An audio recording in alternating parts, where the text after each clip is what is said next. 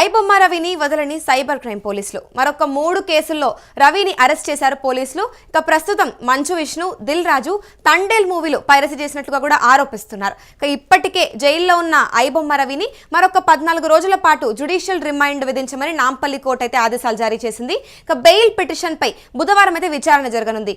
Already ఇప్పుడు 8 రోజుల పాటు కూడా అక్కడ విచారించారు. కానీ ఇప్పుడు మరి ఇంకొక 3 కేసుల్లో కూడా ఐబొమ్మ రవిని అరెస్ట్ చేసినట్టుగా కూడా తెలుస్తోంది. ఇదే అంశంపై పూర్తి సమాచారం మా ప్రతినిధి సతీష్ అందిస్తారు. చెప్పండి సతీష్, ఇప్పుడు మళ్ళీ అదనంగా 3 కేసులు ఏ బేసిస్ పైన ఆరోపించారంటారు ఇవన్నీ కూడా? ఐబొమ్మ రవి కేసులో ముఖ్యంగా ఇప్పటికే పలు కీలక కేసులు ఉన్నాయి. ఇప్పటికే 5 కేసులు ఉన్నాయి. దాంతో పాటుగా 3 కేసులు నమోదు చేశారు. అంటే పైరసీ చేసిన దాంట్లో గతంలో పోలీసులు ఏం చెప్పారంటే పైరసీ చేయలేదు, మూవీ రూల్స్ కి సంబంధించిన వెబ్సైట్ నుంచి రవి కొన్నాడు అని చెప్పేసి అన్నారు. కానీ ఈ 3 కేసుల్లో డైరెక్ట్ రవియే పైరసీ చేశాడు. తండేల్ మూవీ కావచ్చు, మంచు విష్ణుకి సంబంధించిన మూవీ కావచ్చు, ఇలా దిల్ రాజుకి సంబంధించిన మూవీస్ కావచ్చు, కొన్ని పైరసీ చేశాడు అనేది ప్రధానంగా వినిపిస్తున్నమాట. ఈ నేపథ్యంలోనే ఈ 3 కేసులకు సంబంధించి ఇంకో 14 రోజులు రిమాండ్ విధించారు. దీంట్లో రేపు బెయిల్ కు సంబంధించి కూడా విచారణ జరగనుంది. ఈ నేపథ్యంలోనే అసలు ఏం జరగబోతుంది ఏంటి అనేది, అంటే రోజు రోజుకు ఇమ్మడి రవి, ఈ ఐబొమ్మకు సంబంధించిన రవి కేసు అయితే రోజు రోజుగా మలుపు తిరుగుతున్న పరిస్థితులు కనబడతా ఉన్నాయి. చాలా విషయాలు బయటకు వస్తా ఉన్నాయి. ఒకవైపు ఇండస్ట్రీ వాళ్ళే హెల్ప్ చేశారంటూ కూడా మరొక వైపు ఆయన చెప్తున్న పరిస్థితి. ఇంకోటి నేను అన్ని మర్చిపోయాను అంటూ కూడా, అంటే పోలీసులని అదుపు తప్పించే, అంటే పోలీసులని మభ్యపెట్టే ప్రయత్నం చేస్తున్నాడు అనేది కూడా పోలీసులు స్పష్టంగా చెప్తున్న పరిస్థితులు కనబడుతున్నాయి.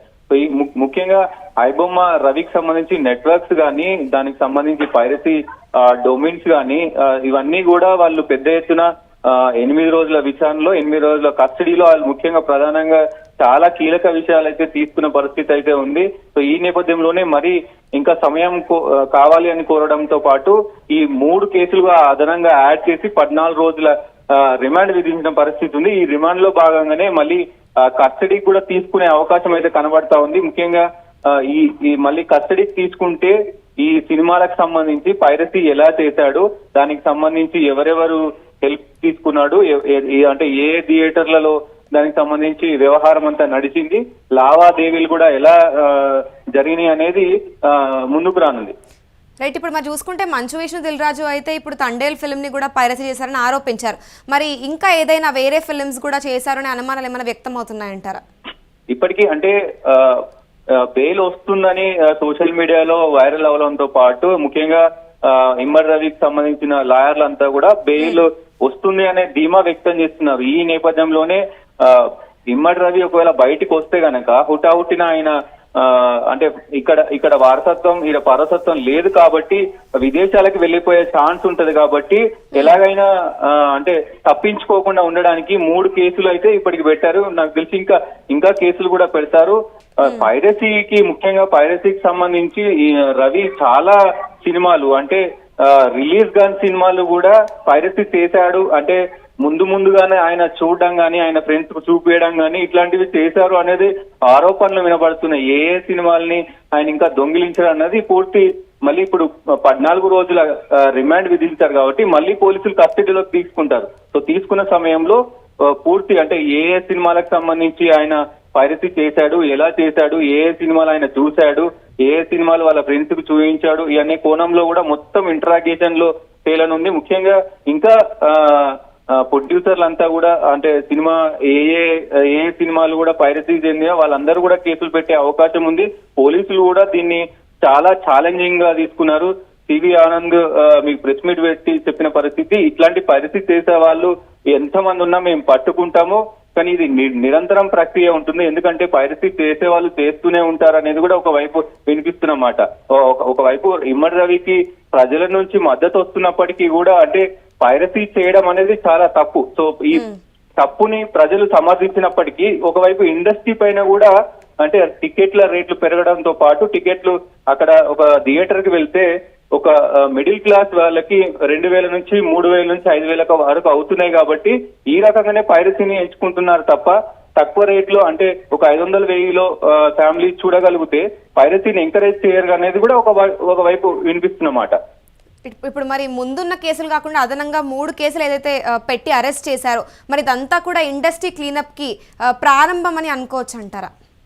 ముఖ్యంగా ఈ ఈ ఈ దీనికి సంబంధించి ఇప్పటికే ఆయన పైన 5 కేసులు ఉన్నాయి. 5 కేసులతో పాటు ఆ 5 కేసుల్లోనూ విచారణ ఇప్పటికే 8 రోజులు అయిపోయింది. అంటే ఇంట్రాగేషన్ అయిపోయింది పోలీసులది. సో మళ్ళీ ఇంట్రాగేషన్ అడిగితే కోర్టు కూడా ఇది ఉంటుంది కాబట్టి వీళ్ళ ముగ్గురు అంటే ఇండస్ట్రీకి పెనుభూతంగా ఈ ఐబొమ్మ రవి అనేది పెద్ద ఎత్తున నడుస్తుంది. అంటే ఇండస్ట్రీ వాళ్ళకి ఐబొమ్మ రవికి చాలా పెద్ద ఎత్తున నడుస్తున్న పరిస్థితి. ఎందుకంటే వాళ్ళు ఇంకా చాలా మంది ప్రొడ్యూసర్లు కావచ్చు, డైరెక్టర్లు కావచ్చు కేసులు పెట్టే అవకాశం ఉంది. ఈ 3 కేసులు కూడా నామమాత్రం ఆయన బయటికి రాకూడదు అనే ఒక నెపంతోనే పెట్టినట్టుగా తెలుస్తా ఉంది. ఇంకా కూడా చాలా కేసులు పెట్టే అవకాశాలు ఉన్నాయి. ఫిలిం ఇండస్ట్రీ అంతా కూడా ఐబొమ్మ రవి మీద చాలా తీవ్రమైన ఉక్రోషంతో ఉన్నారని చెప్పొచ్చు. అలాగే ఎందుకంటే కోట్లు పెట్టి మేము సినిమాలు తీస్తే మా సినిమాలను విత్ ఇన్ ఆయన సంతోషం కోసం, ఆయన మానసిక ఆనందం కోసం ఈ సినిమాలను బయటికి తీసుకొచ్చి పైరసీ చేసి జనాలకు చూపేయడం. ఎందుకంటే మేము మా కష్టం అది, మా కష్టార్జితం కోట్లు కదా. సో ఎలా మీరు అలా చేస్తారనేది కూడా ఒకవైపు వాళ్ళ నుంచి వినిపిస్తున్న మాట.